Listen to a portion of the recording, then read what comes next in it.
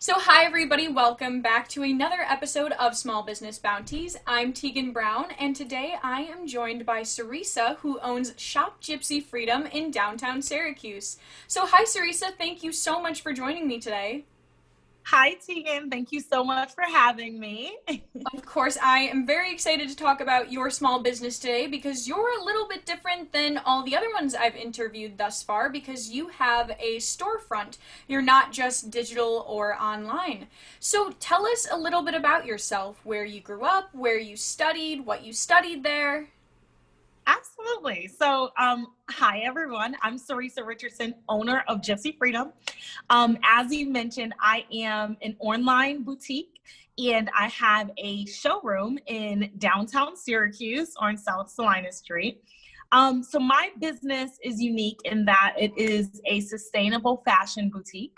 So all of the brands that I feature in our beautiful boutique are fashion brands that feature women clothing and accessories from sustainable and socially conscious fashion brands. So they are using eco-friendly materials and eco-friendly production practices, or many of them are socially conscious in that they donate to charities. So that's what differentiates Gypsy Freedom as a fashion boutique and as a business in our community. About me. So I am actually from downtown Buffalo, and my husband and I both studied engineering at Syracuse University. So I graduated from Syracuse University in 2007 and worked as an engineer for over 10 years in the traditional engineering manufacturing industry. And last year, or a year before last, actually, December 2019, I retired from engineering and opened this beautiful boutique in Syracuse. So, how did your journey with fashion start? Because, you just said you studied engineering, you didn't study any sort of fashion at Syracuse. So, how did you get interested in it? Has it been something you've always liked, or is it a new passion? Yeah.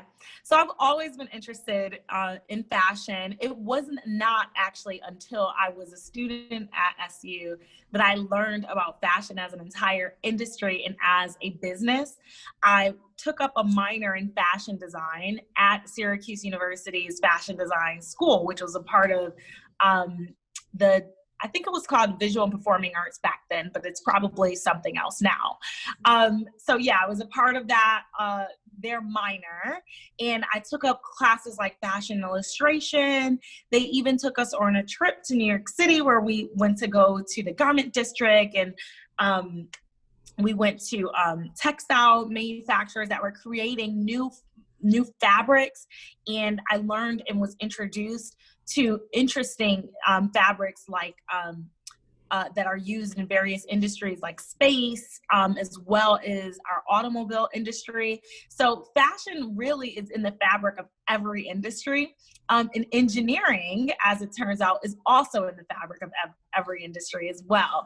So as an engineering student, it was just really fascinating to me, all of these various aspects of this industry that I also had a passion for.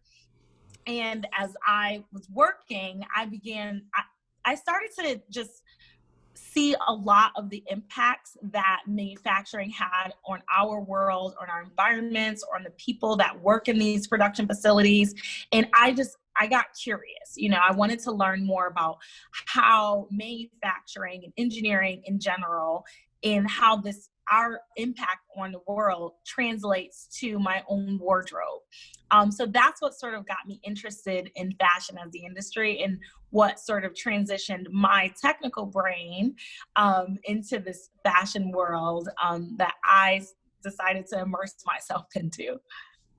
So, what made you jump from, just having that passion and that enjoyment of fashion to creating an actual business?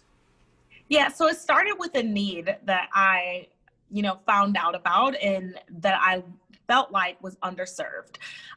So I personally started a couple years ago, started to really evaluate brands and organizations that I'd been supporting with my dollars. So brands and organizations that I would shop with, that I would buy things for my house with, for I just started looking more into the brands and into who owned them and what type of people were they and what values do these organizations carry. And I wanted to support brands and organizations that aligned with my values. And that's what made me start to translate, well, how can I start to do this and translate this into my wardrobe? So I had a hard time finding brands and organizations that aligned with my values in a fashion sense. So when I would go shopping and I would look for clothes, even many times on the back of the labels, it was really difficult to find out what materials were being used. It was hard to find out where these brands were producing these. And then it was also hard to, even when I started to look into the brands, it was hard for me to find out how they were treating their garment workers and things, which are large and growing global issues in our economy. So it started with me and a need that I saw was lacking in the community, and me trying to fill that gap and build a place where all of these brands and organizations that align with other women's values were put into one place. So did you start online, or how did you start? Because, clearly you said you struggled to find those brands that coincided with those ideals and those beliefs. So what was your first step in starting this business? Yeah. So I initially started Gypsyfreedom as a pop-up shop, and that was on purpose. Because I was located in Syracuse, the first thing in upstate New York, when I would tell people about this idea that I had, I'm thinking of creating a shopping community for women who want to shop brands and organizations that align with their value. People heard that, my trusted friends and advisors heard from that. I'm thinking of creating a retail store. And because I was in upstate New York, a lot of people really thought a retail store would not be successful up here in particular. So I started as a pop-up shop so that I could evaluate the market, evaluate the area, and really start to build my brand, learn more about the brands that I would carry in this store. And then I also wanted to learn about this Gypsyfreedom woman. Like, who was she? Where was she? Where does she shop? Where does she eat? Where does she, go out and entertain herself? So my pop-up shops really allowed me to sort of build this Gypsyfreedom persona and this character who really was modeled after my customers and clients. Where did you get the name Gypsyfreedom? Because you just kind of explained the meaning behind it, but tell me a little bit more about that. Yeah, so Gypsyfreedom is a woman, she, her, hers. And like I mentioned, she's a persona that I've developed over time. But the name Gypsyfreedom really actually appeared to me in a dream while I was a student at SU. Really? So, yeah, and I've since created a definition for that name. So it's a free-spirited woman who lives without hindrance or restraint. And it really, I think, is reflective of that spirit in woman that lives inside every woman, lives inside of all of us. And she decides when she presents herself to the world and how she presents herself to the world and how much of herself she gives to the world. I really like that. That's beautiful.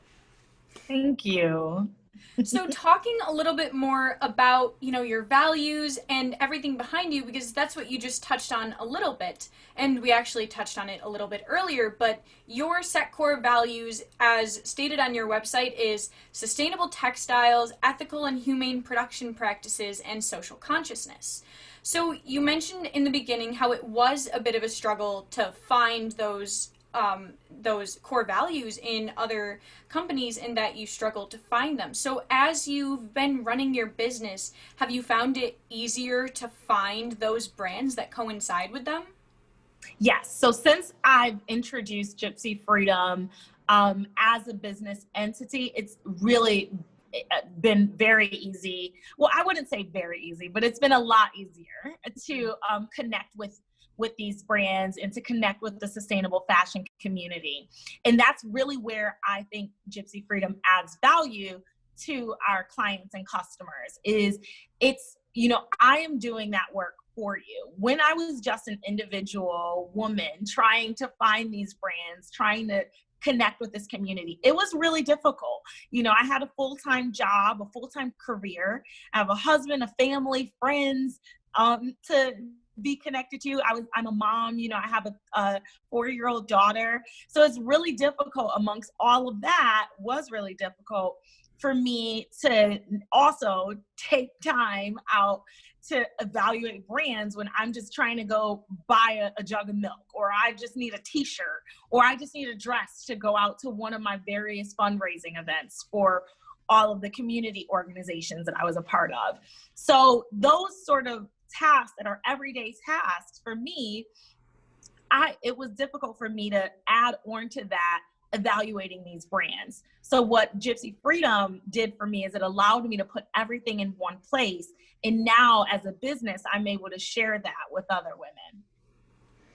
So you have formed those relationships with, those owners of those brands, and you feature many of them on your Instagram saying, this week we just got in this product from this company, and you explain a little bit about them.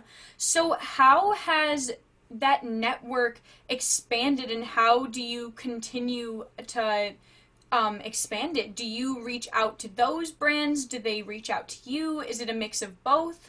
Yeah, it's definitely a mixture of all of the above, Teagan. So I use my community, right? This community that we are building at Gypsyfreedom.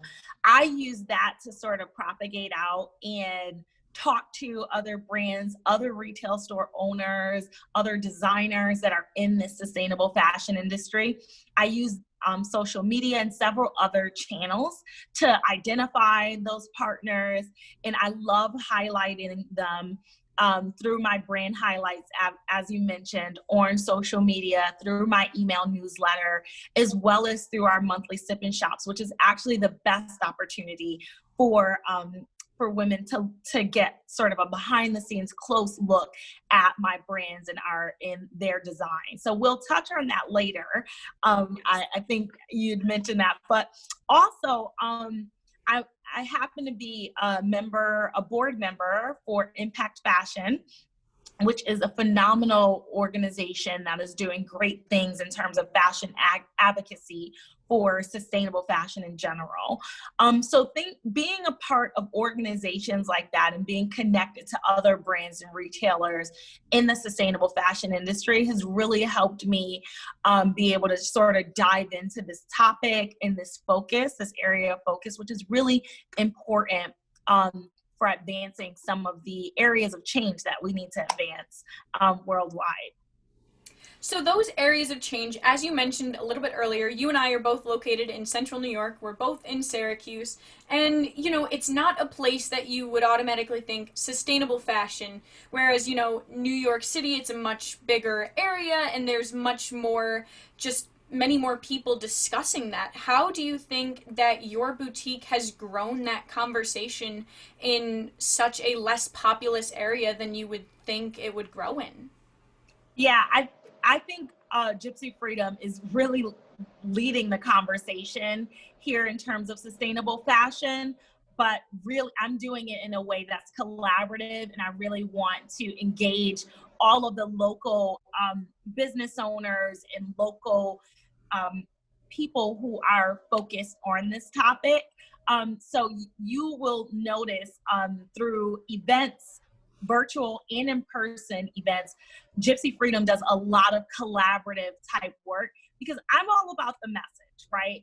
I want as many conscious consumers in the market as possible. That's how Gypsyfreedom sort of wins and grows, is really growing this community of like-minded women who are interested in aligning their values with the brands and organizations they support. So that's really been my focus. So we've done things like our monthly sip and shops where we have a local collaborator who's physically here in our showroom and broadcasts live with me on the third Thursday of every month. And during our sip and shops, they serve as an educational and informative experience for people who are watching to learn about our phenomenal brands, to learn about our partners who are also focused on sustainable fashion, and also to learn about the many materials, fabrics that we bring in, and global issues like textile waste and what our brands are doing about that, and recycling and things like that. So how did you come up with that idea of the Sip and Shop? Because you broadcast it on Instagram Live as well as Facebook Live, and I've watched the highlights of some of them, and you're advertising the one which is coming up on the 21st of January, correct? Mm-hmm. Yeah, so January 21st is the third Thursday of this month, and that'll be our first Sip and Shop of the year, which I'm really excited about. So the idea of the Sip and Shop really came up as a fun conversation between me and one of my girlfriends over cocktails. It was during our quarantine, during COVID of last year, when we were quarantined in the house, and I had acquired a ton of inventory because I wasn't really selling as much because it was, the heart of COVID. It was like March, February time of last year, so almost a year ago now. So I had all this inventory, and I'm on a call with my girlfriend over cocktails, and I'm like, hey, would you like to see some of this inventory? I can do like a call with you, get some ideas from you, tell you about it. And she's like, yeah, but you shouldn't just do this with me. We should do this and record it, So that's really what started it, what jump-started the idea of the Sip and Shop. Just two girls talking over cocktails in front of a camera. And it's really grown from there into this phenomenal community of women who are just interested in learning more about our materials, learning more about our brands. And I also use it as a fun way to launch our collections every month. So at your Sip and Shop, like you said, you show your different products and all the apparel that you have in store. And to do that, you have different models come out in those items. And your models are different sizes, different body types, different colors, different backgrounds. Why do you think it's important to show those differences in all of these types of women? Oh, it's so important, Teagan. I was recently a panelist for Impact Fashion Week a few months ago, talking about inclusivity in fashion. It's very important because for many women, especially younger girls, I don't like to say the sky is the limit. It's really the eye is the limit for them. So what you see, you believe, and what you see other people do, you believe you can become, right? So I really love to show off different sizes, bodies, colors, all of the things, because that to me is fashion. That to me is art. It's all of us, right? It's the entire spectrum of beauty. So I really love to show that off. A lot of the models that you see at Gypsyfreedom are just regular old women like you and me. They are students on SU's campus. They have full-time careers. Our last Sip and Shop, we had a registered nurse as one of our models. We had a student as one of our models. So I really like to recruit the everyday girl, because I honestly feel like that's who's shopping, right? Is the everyday girl. She's you and me. So that kind of leads into my next question, because, many types of fashion have what is called a target audience, whether it's a generation or, just a different taste in fashion specifically. So do you think that your shop has a target audience, or is it geared toward anybody and everybody? So it's definitely geared towards anyone and anyone who wants to align with their values, right? So that's, the goal. But as a business owner, I absolutely have a target customer and a target market. So it's women, absolutely, mainly because I only sell women's clothing. And then it's a particular woman, right? So this is someone who's conscious. She's already thinking. So usually that tends to be women who are in the fitness community. It tends to be women who are yogis or vegan or vegetarian. And then it tends to be a specific age group that my target is. Although I have women who shop across the entire spectrum, right? One of my best customers is actually my aunt, who is 82 years old, right? But unfortunately, that's actually not the mass of my customer base. So the mass of my customer base is really narrow. It's in that 25 to 35-year-old age group. And then I have another customer base, which is in that 35 to 45 age group. So that's where the bulk of my customer base is. Although, like I said, any woman who's looking to support brands and organizations who align with their values, they tend to come right to Gypsy Freedom. And then when I am, as a business owner, doing targeted things like paid advertising and targeted marketing, I am looking at that target market that is already falling into the ranges that I mentioned.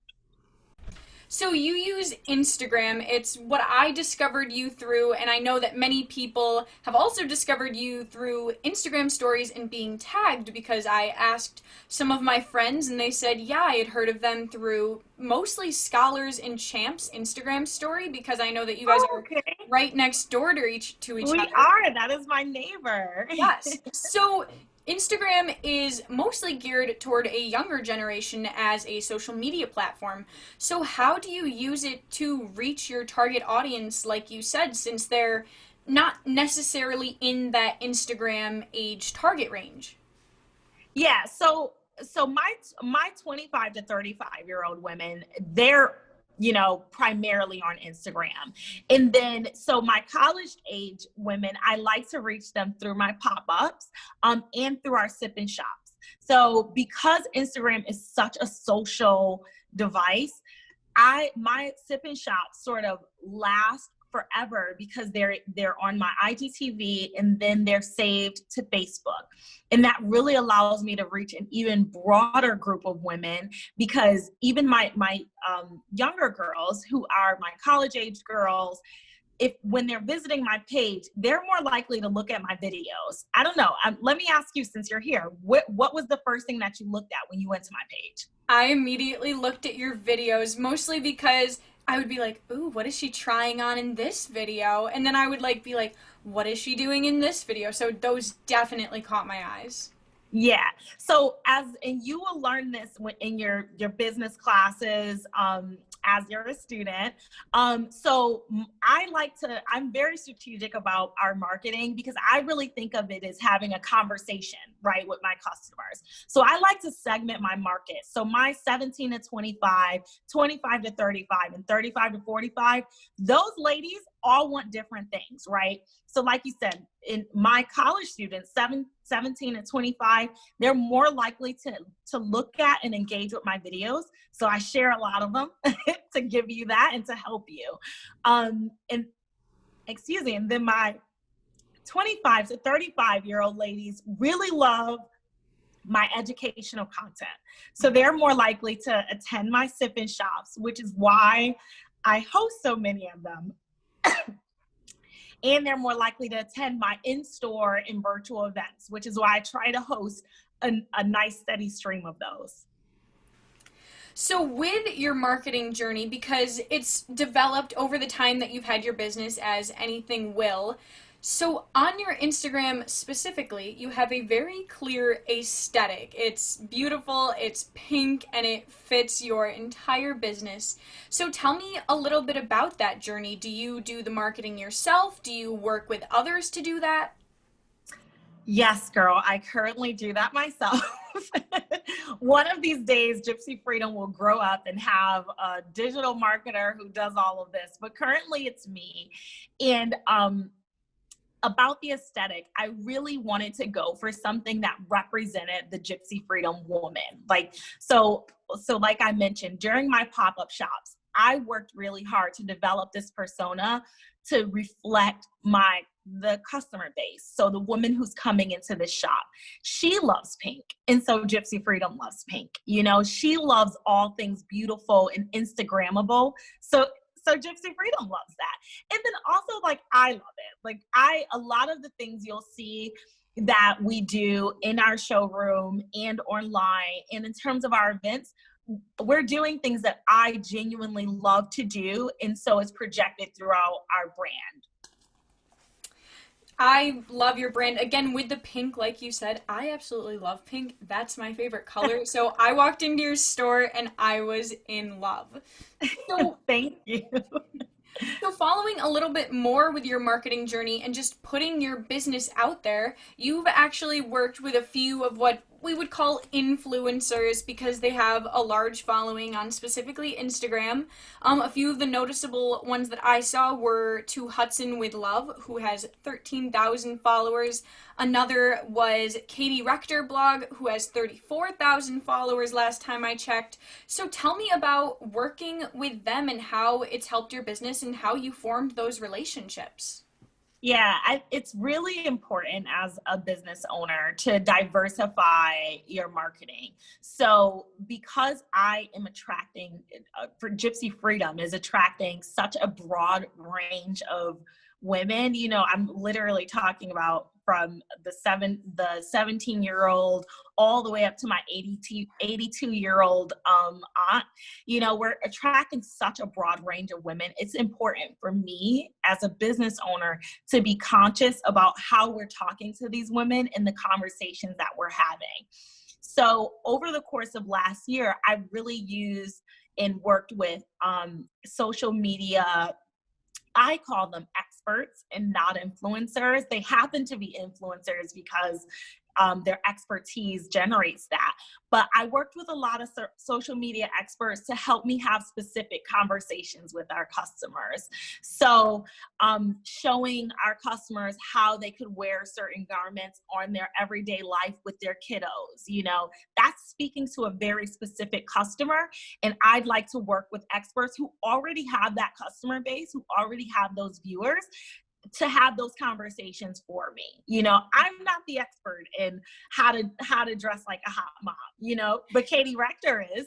So you go do that, girl. So that's really what I worked with our social media experts on, is really having very specific conversations with our customer base. So for example, this month we're collaborating with Kara Corey, who is a local nutritionist. So you'll find her on Instagram as well. But she will actually be our Sip and Shop co-host this month. And I am absolutely not an expert on nutrition and fitness, but we do carry some really beautiful active wear. So we're going to show that off during our Sip and Shop with a local expert to talk about sort of the fitness and active wear, or fitness and active lifestyle along with that. That's really amazing because I liked how you said experts. I have never heard that, but I really enjoy that, and I will have to start calling them that too. So how did you form these relationships with them? Because I'm not sure personally if they're local or if they're not. So tell me a little bit about that. So far, many of them that we've worked with over the course of last year were local. There are some non-local experts that I've worked with, like the Fashion Lotus, who's out of Texas, and she's incredible. So many of them I just personally reach out to. Some of them who have larger followings like to work with a marketing firm that I work with here, Kefi Marketing, owned by Katina Carl. So she has also helped me work and collaborate with some of our local and non-local social media experts as well.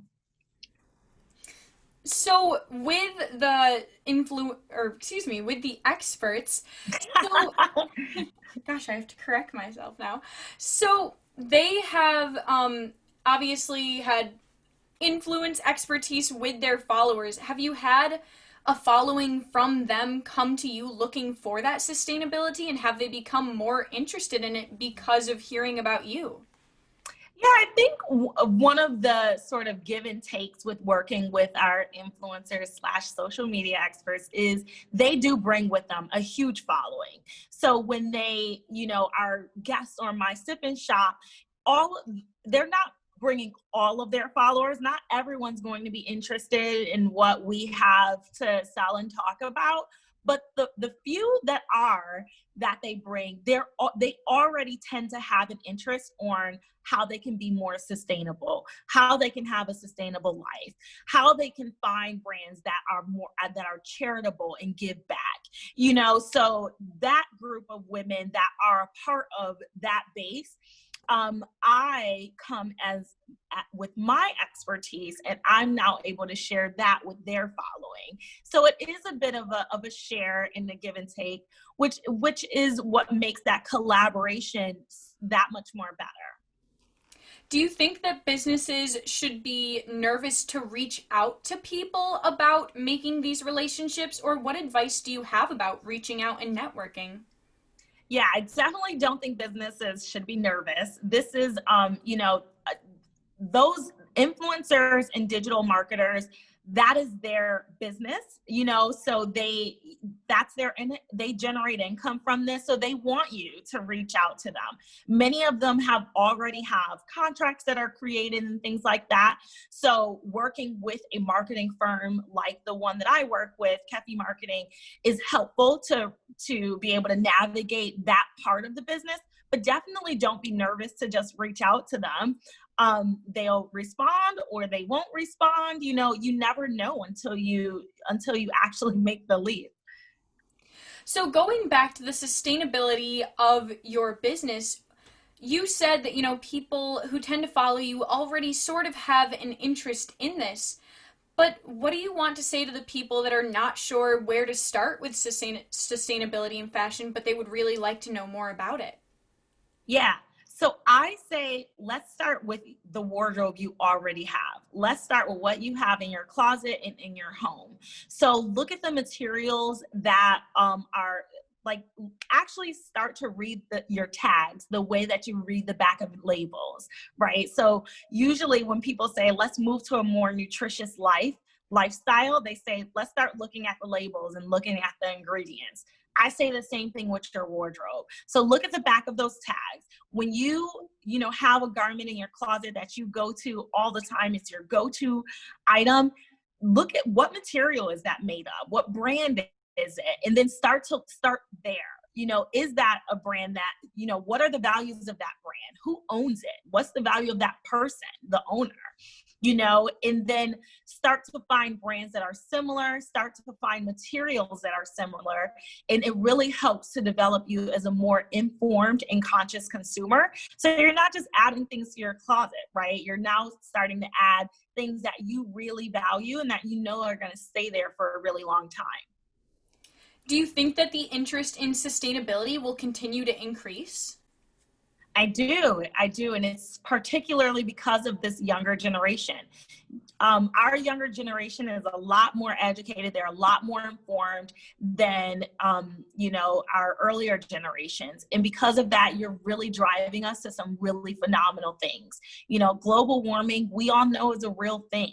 And because our younger generation is becoming more interested in these topics, businesses and business owners are starting to do things to answer that younger generation and to cater towards their interests. So I really think we have our younger generation to thank for some of the changes that we're now starting to see. And changing gears a little bit off of sustainability, but I do totally agree with you that it will continue to grow, because I know my generation and even the generations below me, even though they're 2 years younger, they seem so different than me. But we're really interested in thrifting and just reusing things that are already out there, rather than that fast fashion, which is also very popular right now with companies like Shein or Romwe or any of those that you see people just order from constantly for that fast fashion. So, changing gears a little bit to your balance of your business and your life. So, let's talk a little bit about that because you mentioned earlier how it's just you doing the marketing and you started this and you are, the owner of your business. So, talk a little bit about that balance that you have. Yeah, so I really work hard to to make sure I give myself a little grace and that I'm kind to myself. It's really easy just as a person and specifically as a woman to kick yourself really hard and get down on yourself when you feel like you're not balancing things the way that you should. I know that I'm very much a nurturer. I know that, I love my family and friends. And so I give myself that grace when sometimes I feel like I'm neglecting them a little bit so that I can give a little bit more to Gypsy Freedom in other areas. So I think one of the best tips that I could probably give any woman who's struggling with this concept of work-life balance or whatever that is to give yourself a little grace, allow yourself, forgive yourself, when you feel like you're being a little neglectful in one area. Because I feel like these areas, it's more just giving what these areas need in those specific times. So sometimes Gypsy Freedom is going to need a little bit more, and sometimes my family is going to need a little bit more during, trying times and things like that. So I feel like just being conscious about, giving when you can and just giving yourself that grace and that forgiveness when you feel like you're in too much of one area versus another. Giving yourself that self-love and self-care is really important, I think, as you're kind of mentioning and implying. And actually, that goes back to another question I have. So, you on your Instagram page, like we've talked about a little bit, you have a very clear message of that self-care and that self-love and how, any woman and every woman is beautiful. So, why do you think it's important to express that, and how has your journey with expressing that through your business progressed? Yeah. So I learned throughout the course of my life, and even I feel like I'm continuing to learn, love is really a conscious act. It's something that you do and you think about doing and you do it on purpose, right? So to me, self-love, in order to make sure that it happens, I have to be conscious about it and act on it, right? So I have to schedule it in my calendar. It's important to me, and I have to actually do it, if it's in my calendar. So I think it's important for us as women, because if we don't do that for ourselves, if we don't love ourselves as hard as we can, we really won't know how to love other people. We won't really know how to display that love if we're not displaying it to ourselves and just expecting others to do that on our behalf. Yeah, and your posts on Instagram, you put messages like that. You tell women that they're beautiful. Some of your posts start with "Hello, beauties," and seeing that really makes you smile if you're scrolling through your feed and you're seeing, for instance, all the bad news that's happening in the world. It's nice to see that little blurb of happiness in your feed. Yeah, I really love to encourage women as much as possible. I've always been that way. It's just a part of my personality. I feel like with Gypsy Freedom, though, because there is a retail aspect to our community. Shopping is such an emotional experience, and I witness this all the time. Women who come in here and they've, lost a significant amount of weight, or they've gained a significant amount of weight, or they've gone through something, recently that they just want some therapy through their shopping experience. It's so emotional that even just that little bit of a hint of a smile and that little bit of a hint of a smug or hug invokes that mama feeling, that, oh, I'm happy again feeling. So that's, to me, by calling you beautiful and relating to you on that level, that's me giving you that virtual hug. So, as a small business, you're able to make more of those personal connections, kind of like you mentioned. And you and I were talking earlier about the personal shopping experiences. And how do you think that being a small business and having those personal connections is different than other businesses that can't do that? What effect do you think it has? Yeah, I think it has a huge effect. One, my customers really demand that of Gypsy Freedom. They are very much used to coming in here and seeing me. And if they don't see me, they're used to having some aspect of me that's recognizable in our showroom. So I like to figure out a way to translate that to my online shoppers and my online community virtually as we are growing in person and online. So I like to do that through our sip and shops. I like to do that through our social media and online content. You know, I think it's important as a small business owner to be present in your organization, but also not only is it important, my customers and your customers as a business owner and small business owner are demanding that. They are coming to you because it's you, not because of the brands you carry or the names you carry. It's really because they are supporting you, and people really have a choice these days. And that's what online shopping and online businesses are starting to grow. The fact that people now have a choice, consumers have a choice to be more conscious about what they do and how they spend their money. And I love, that Gypsy Freedom is helping people who are deciding to be that conscious. It's really helping you to identify, okay, what are my values and what organizations align with those specific values, whether it's being vegan, whether it's being charitable.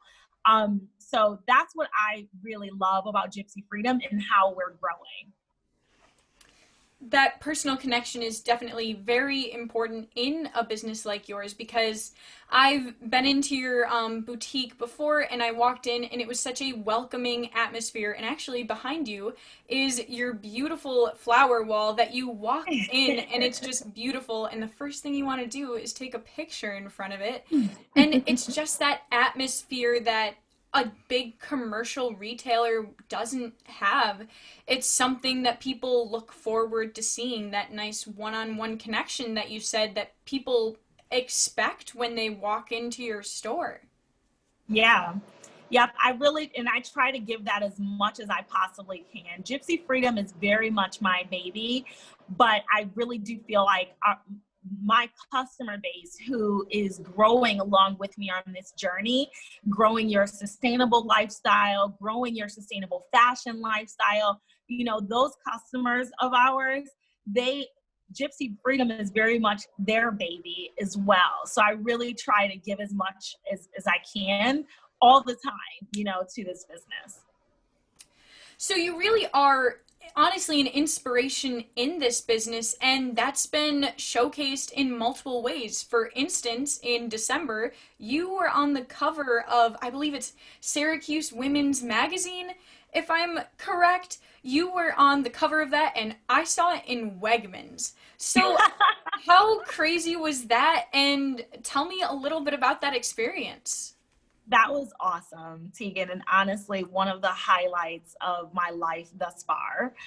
Syracuse Woman Magazine is a very prominent magazine in our community, and being featured in the magazine is an honor. And then just being gracing the cover was just unimaginable. Such a phenomenal honor. So it was a great experience. I got to have a photo shoot with a phenomenal photographer, Alice Peterson, who actually owns Loving My Company. She's awesome. So I got to shoot with her, and I really got to expand our customer base even more, because women who had never heard about me before, girls who had never seen me before, were able to walk by a magazine and say, hey, I think I've seen this girl on Instagram. What's she about? And open it and read my story and learn more about, Gypsy Freedom and why Gypsy Freedom was founded. So it was such a phenomenal experience, and one that I will honestly cherish and take with me throughout my entire life. So you mentioned a little bit, that people who had never heard of you were able to learn more about you. So why do you think it's important to put yourself out there like that? Because you're a bigger business than some of the smaller businesses I've talked to, but putting yourself out there in a way that's not necessarily social media, how do you plan to do that at all in the future, and what plans do you have for that? Absolutely. So print and digital marketing is a very important component of my business. And yes, I absolutely do plan to continue to be featured, hopefully in magazines and things like that. I mean, I don't know if I'll ever get another cover as phenomenal as Syracuse Woman, but that is hopefully, definitely in the cards, and I'll continue to work towards that. I think it's important as a business owner to focus on multiple ways to have conversations with your customer. And I really like to think of marketing as just that, a conversation.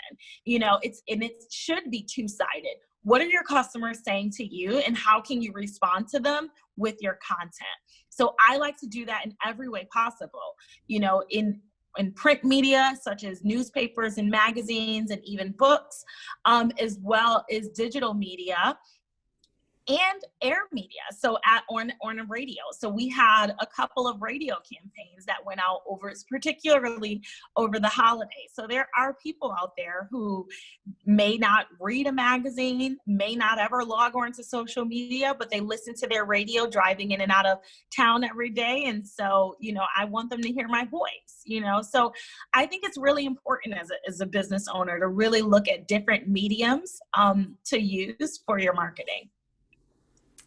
That's really interesting because I have sadly not even heard the radio advertisements, but that's a really great way to put yourself out there. So, to everybody that is listening, definitely take these recommendations to heart, and they are super important in order to put your business out there because, Caeresa, you've obviously grown your business a lot. You can't just, start out big. It's all about those marketing steps and that networking. So, Absolutely. where do you see your business going in the future? You've expanded quite a lot, but what do you see in store next? Yeah. So I am really excited for how Gypsyfreedom is growing in 2021. There are a couple of areas that we are really focusing on with engaging our community. I really want to provide solutions in many areas. One, with recycling. So we are featuring more brands that use recycled materials and natural fibers in their clothing. So you'll see a lot more about that. And I also really am doing a lot to educate our Gypsyfreedom beauties on these brands and materials. So not just through our sip-in shops, which have grown significantly since starting last year, but through a blog that we will be launching as well, in other events online and virtual, online and in person, to educate a lot of our younger generation shoppers, as well as our more senior generation shoppers, who actually tend to be more interested in the information behind some of these brands. So I look forward to more brand highlights this year.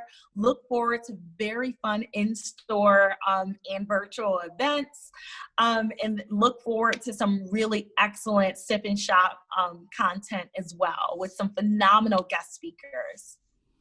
Yeah, these are all really great steps in your business, and I am definitely excited to see them happen, and I am excited to watch the Sip and Shop live in a little while. So, do you ever see yourself expanding to another location? Absolutely. That is definitely on the horizon for Gypsyfreedom. As far as the when and the where, that's part of much of the experimentation that we'll be doing throughout the year. So just like when I started as a pop-up shop, I really used my pop-up shops to learn where we should open up if we opened a brick and mortar, why we would open there, as well as finding who our customers would be. So in terms of opening another location, there's a lot of activity that's going on so that we can find out where the best location would be, why we should open another location, and who would be frequenting that location as well. So why did you choose Syracuse to begin with? Was it because it was such a great location from that scouting, or were there other reasons? It was the best location from our scouting. So when I did pop-up shops since starting in 2019, my most successful pop-up shops were in Syracuse, and they were on this very block that I am on right now, in my brick and mortar. So I really highly, suggest other business owners who are evaluating ideas to do market research and to use pop-up shopping as an opportunity to do that market research. It really worked for me. Yeah, that research is truly important in that discovering of where to go, because Syracuse, like you said earlier, it's not necessarily somewhere you would expect in central New York to be that lover of sustainable fashion, but clearly it is growing because you're here. I don't think as many people would truly know about the practices of it and the sustainability and the reasons why it should expand if it were not for your business being right there in downtown Syracuse. Oh, thank you so much, Teagan. That honestly means the world for me to hear. Of course. And so one of my last questions, which we've touched a little bit on in every question, but ultimately, why is it important to support small businesses?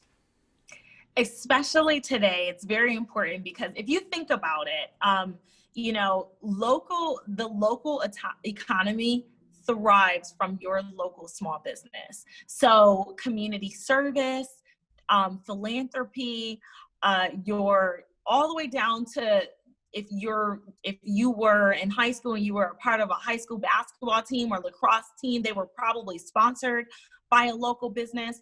Small businesses genuinely are sort of the backbone to any community.